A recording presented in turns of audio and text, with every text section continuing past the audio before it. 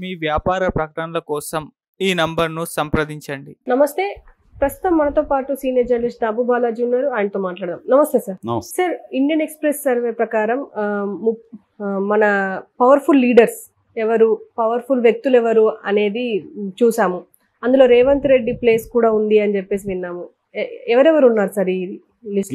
మామూలుగా ప్రపంచవ్యాప్తంగా కూడా ఇలాంటి లిస్టులు వస్తుంటాయి. మోస్ట్ పవర్ఫుల్ అని, మోస్ట్ ఇంటెలిజెంట్ అని, మోస్ట్ ఇన్ఫ్లుయెన్షియల్ అని, మోస్ట్ పాపులర్ అని, ఇలాగ రకరకాలుగా వస్తుంటాయి. ఇండియన్ ఎక్స్ప్రెస్ గ్రూపు ఎవరి ఇయర్ మోస్ట్ పవర్ఫుల్ ఇండియన్స్ అని ఒక లిస్టు చేస్తుంది. ఆ లిస్టులో ఆశ్చర్యకరంగా జగన్ కంటే రేవంత్ రెడ్డి 15 స్థానాలు ముందున్నాడు. అది ఇప్పుడు ఆశ్చర్యం అన్నమాట. ఎందుకంటే మామూలుగా జగన్ చాలా పవర్ఫుల్ అని అందరూ అనుకుంటారు. నిజానికి రేవంత్ రెడ్డి 39వ స్థానంలో ఉంటే జగన్ 56వ స్థానంలో ఉన్నాడు. అంటే 15 స్థానాలు వెనకున్నాడు. మరి రేవంత్ రెడ్డి ఎందుకు ఇంత బలవంతుడు, జగన్ కంటే ఎందుకు బలవంతుడు అంటే పవర్ఫుల్ ఎందుకు అయ్యాడు అనుకున్నప్పుడు కొన్ని మనం చూడొచ్చు. అది చెప్పే ముందు అసలు ఈ లిస్టులో ఫస్ట్లో ఎవరున్నారు చూద్దాం. వీళ్ళకంటే వీళ్ళు 39, 56, ఇంకా ముందు ఎవరు ఉన్నారు. టాప్ 10 చూస్తే అందరూ ఎక్స్పెక్ట్ చేసేదే మోడీ ఉంటాడు. ఎందుకంటే మోడీ కంటే పవర్ఫుల్ వ్యక్తి ఈ దేశంలో ఇంకెవరు లేరు. చాలామంది ఏమంటారంటే కమ్యూనిస్టులు ముఖ్యంగా మోడీ కంటే కూడా అదానీ అంబానీలు పవర్ఫుల్ అంటారు.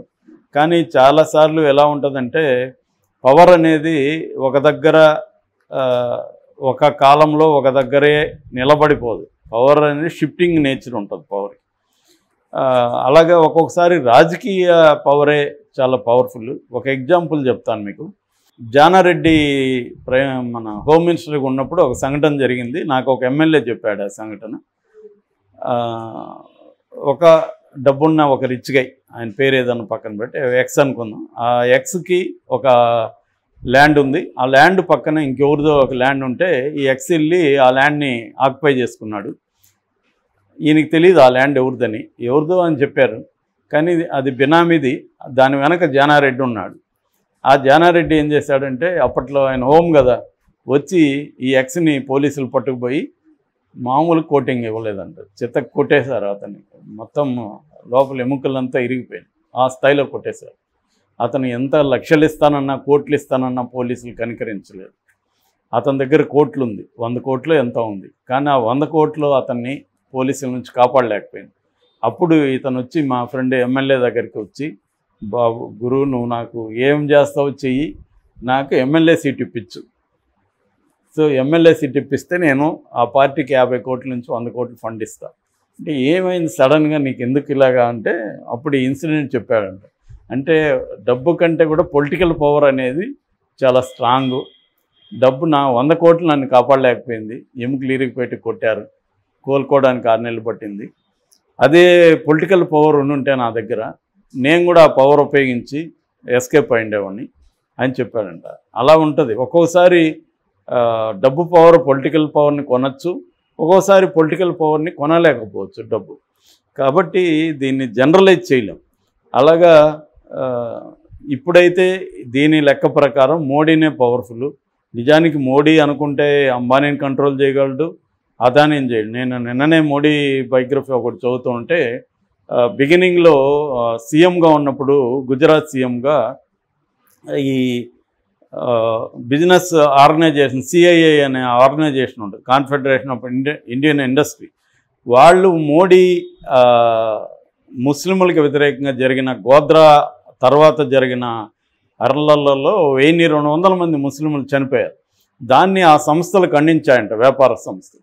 దాంతో మోడీ వాళ్ళ మీద పగబట్టి వాళ్ళకు పోటీగా తను ఒక గుజరాతీ వ్యాపారస్తులతో ఒక సంఘాన్ని డెవలప్ చేసి వాళ్ళని బాయ్కాట్ చేస్తే చివరికి వాళ్ళు సారీలు చెప్పి కాళ్ళబేరానికి వచ్చారంట, మోడీ కాళ్ళబేరానికి.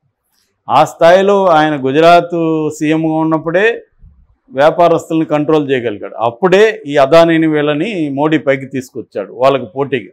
గుజరాత్ సీఎంగా ఉన్నప్పుడే అదానీ, తర్వాత నిర్మా గ్రూపు ఇవన్నీ మోడీ తీసుకొచ్చాడు. అంటే అంత పవర్ఫుల్ సీఎం అనమాట ఆయన. అట్టాడిది ఇవాళ పిఎంగా ఉన్నప్పుడు ఆయనకంటే అదానీనో లేకపోతే అంబానీ పవర్ఫుల్ అంటే అది మనం ఊహించుకొని చెప్పడం, కమ్యూనిస్టులు పాత నాలెడ్జ్తో చెప్పడం తప్ప కరెక్ట్ కాదు. So Modi number 1. Number 2 Amit Shah. Amit Shah కంటే నెంబర్ 2 ఎవరు లేరు.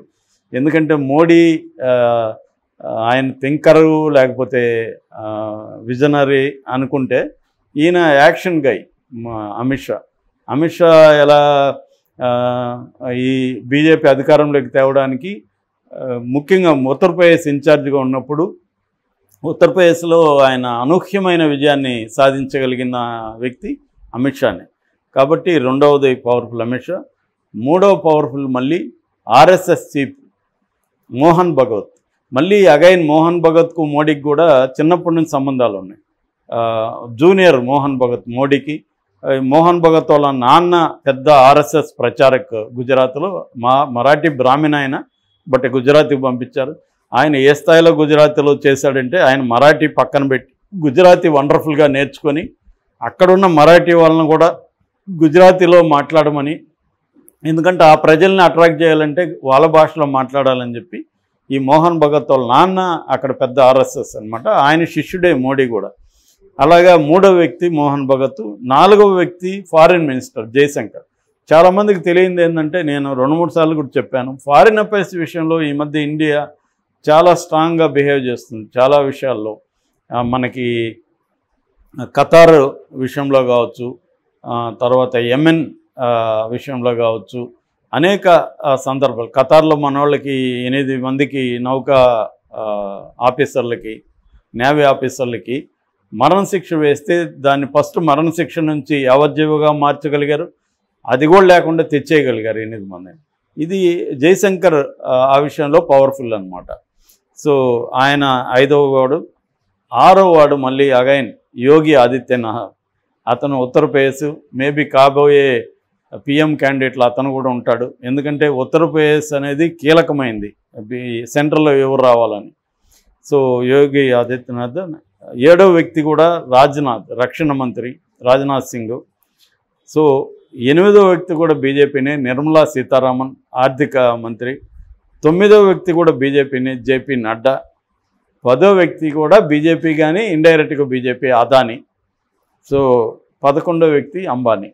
సో ఈ 11 చూస్తే మనకు అర్థమయ్యేది ఏమంటే, దేశంలో బీజేపీనే హైలీ స్ట్రాంగ్ అని చెప్పుకోవచ్చు. ఇక రాహుల్ గాంధీ ఏమన్నా ఉన్నాడా ఈ లిస్టులో అనుకున్నప్పుడు ఉన్నాడు. ఆయన 16వ స్థానంలో ఉన్నాడు రాహుల్ గాంధీ. సోనియా 19వ స్థానంలో ఉంది. రాహుల్ గాంధీ కంటే కూడా ఒక మెట్టు పైన మమతా బెనర్జీ ఉంది. ఖర్గే ఆయన 36వ లిస్టుకి వెళ్ళిపోయాడు. సో కోహ్లీ 38వ లిస్టు, అంటే రేవంత్ రెడ్డి కంటే ఒక మెట్టు పెద్ద ఉన్నాడు కోహ్లీ. ధోని 58కి వెళ్ళాడు. ఆనంద్ మహేంద్ర ఆయన రెగ్యులర్గా ట్వీట్లు పెడుతుంటాడు, ఆయన 43. రోహిత్ శర్మ క్రికెటర్ 68. సారీ, ఇక్కడ నేను ఫస్ట్ లిస్ట్లో డివై చంద్రచూడ్ని మిస్ అయినా. ఆయన 4వ వ్యక్తి. ఈయన ఒక్కడే ఈ బీజేపీలో కాని వ్యక్తి. ఎందుకంటే ఈ మధ్య డివై చంద్రచూడ్ ఎంత పవర్ఫుల్ అంటే, మోడీ ప్రభుత్వం తీసుకొచ్చిన విధానాలను కూడా తిరగదోడుతున్నారు. For example electoral bonds Modi తీసుకొచ్చారు. దానివల్ల మోడీకి అంతులేని సంపద, మోడీ కంటే పార్టీకి, బీజేపీ పార్టీకి అంతులేని సంపద ఫండ్స్ రూపంలో వచ్చింది. ప్రతిపక్షాలకు ఎవరెవరు ఫండ్స్ ఇస్తున్నారో వాళ్ళ వివరాలన్నీ తెలుసుకొని వాళ్ళని బెదిరించడం ద్వారా ప్రతిపక్షాలకు ఫండ్ లేకుండా కూడా మోడీ చేయగలిగాడు. దాన్ని దెబ్బ కొట్టగలిగారు ఈ DY Chandrachud, chief justice of India. ఈయన 4వ ప్లేస్లో ఉన్నాడు. అంటే జయశంకర్కి పైన మోహన్ భగవత్ కింద. సో ఈ టాప్ 11 బీజేపీ ఉంటే అందులో 4వ ప్లేస్లో మాత్రం డివై చంద్రచూడ్ ఉన్నాడు. అది కూడా ఆయనకి ఇవ్వదగిన ఇదే. ఎందుకంటే మోడీ ప్రవేశపెట్టిన అనేక స్కీములను కూడా ఆయన గట్టిగా ఎదుర్కోగలుగుతున్నాడు. సో ఆయన చాలా లీగల్ సంస్కరణలు కూడా ఆయన చేస్తున్నాడు. లోకల్ లాంగ్వేజ్ల్లో కూడా కోర్టుల్లో చేయాలి అనేది. తర్వాత జెండర్ సెన్సిటివ్, ముఖ్యంగా వీళ్ళు థర్డ్ జెండర్గా పిలువబడే ట్రాన్స్జెండర్స్కి హక్కులు ఇవ్వడం, అనేక విషయాలలో ఒక రాడికల్ తీర్పులు ఇవ్వడానికి డివై చంద్రచూడ్ కారణం. సో అమితాబ్ బచ్చన్ 99వ ప్లేస్కి వెళ్ళిపోయాడు. ఆయన ఇప్పుడు యాక్టర్గానే ఉన్నాడు కాబట్టి. సో ఏదేమైనా మన తెలుగు రాష్ట్రాలలో ఇద్దరే ఉన్నారు. ఇద్దరిలో రేవంత్ రెడ్డి 39వ ప్లేస్లో ఉంటే జగన్ 56వ ప్లేస్లో ఉన్నాడు. సో జగన్కి ఏంటంటే జగన్ మోడీ దయాదాక్షిణ్యాల మీద బతికే పరిస్థితి ఉంది, కేసులు ఉన్నాయి. అందువల్ల ఆయన బలంగా కనిపించిన పైకి ఆయన బలహీనుడే. రేవంత్ రెడ్డికి అది లేదు. రేవంత్ రెడ్డికి కాంగ్రెస్ కూడా ఫుల్ ఫ్రీడమ్ ఇస్తున్నది, కనపడతా ఉంది మనకి. కాబట్టి తెలుగు రాష్ట్రాల్లో రేవంత్ రెడ్డి బలవంతుడు అనేది మనం ఓపెన్గా చెప్పుకోవచ్చు. Okay sir, thank you.